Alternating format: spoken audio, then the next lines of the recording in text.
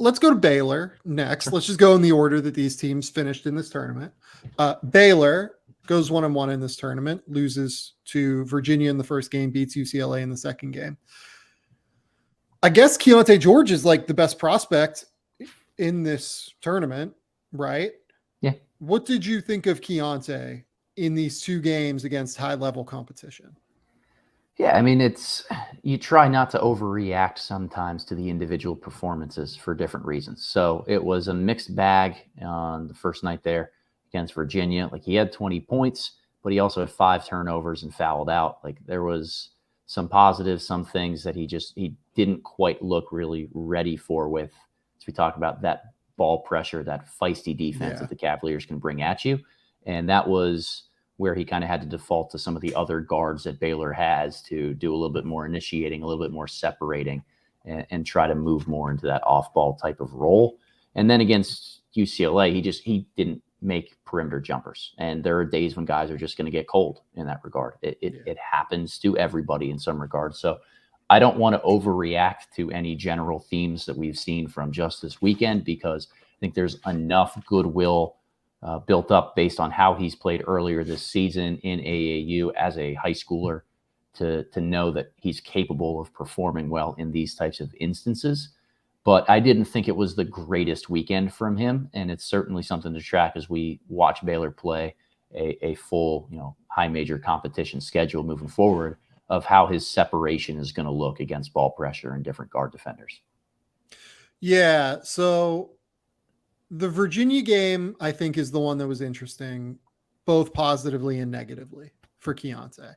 The UCLA game, like, he just missed shots and just wasn't as much going on for Keyonte in that game. The Virginia game was interesting because it looked overwhelming for him at first.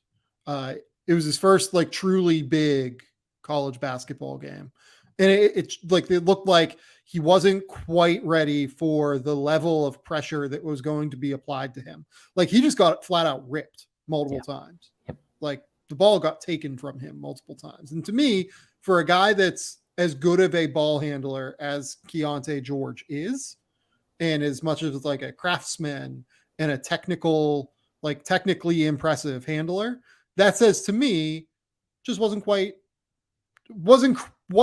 ready to be as turned on to being engaged as he needed to be in the first half. That changed in the second half. I thought he was much better in the second half, and I thought he adjusted to the competition well. One of my favorite things that any prospect does in this class is the way that Keyonte splits ball screens when teams put 2 on the ball. He really just throws that dribble out there and creates all sorts of separation. It's so quick. It's quicker than anything he does. He recognizes it and just goes every single time, right?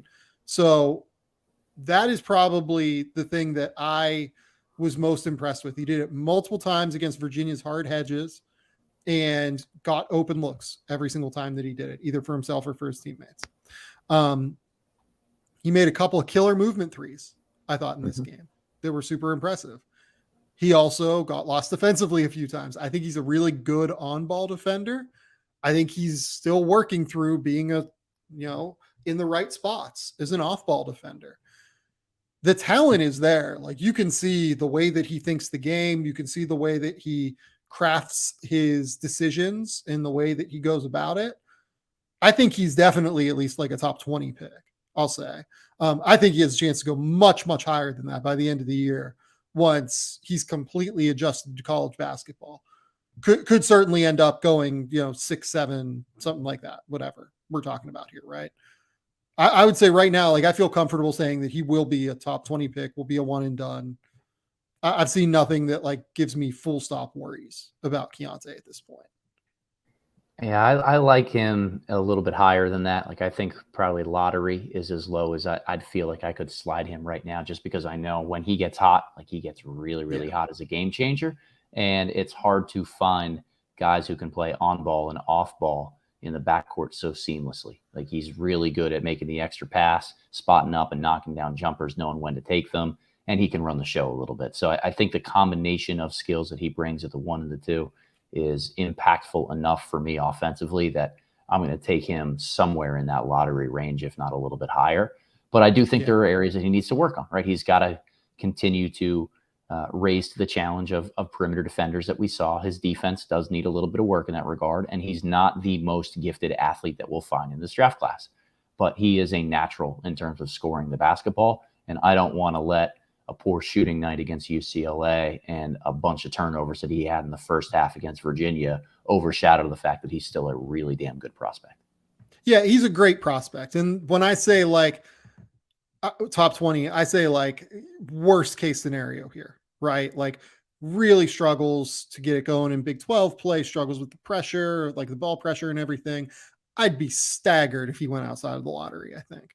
But like I try to, this early in the season, I try to keep it more open than I think most people do. Sure. Anyone else on Baylor? Like Jalen Bridges was invisible in both of these games. He was. I know you and I are both Bridges fans, but this was a rough weekend for him. Like he had a bunch of opportunities to try to finish near the basket and just could not convert. Like LJ, no woman, no crier, had an unbelievable hot streak in today's game against UCLA and just could not miss from three. He was unconscious. But that's kind of the Baylor experience. Like it's pick your poison, or it's every night a different guard kind of seems to step up and have a really big game. I think we just got to play the law of averages and look at the end of the season to see which of these guys can turn into a prospect other than Keyonte that you might want to take in 2023. Yeah, and by the way, look, the guy that was consistently like statistically good for Baylor was Adam Flagler. Right. And he had 22 in the game against UCLA, did a great job. Had 15 points and 7 assists against Virginia. And when you do that against Virginia, like that's a pretty good game. But like I said, it felt like Reese Beekman well and truly got the better of him in that game.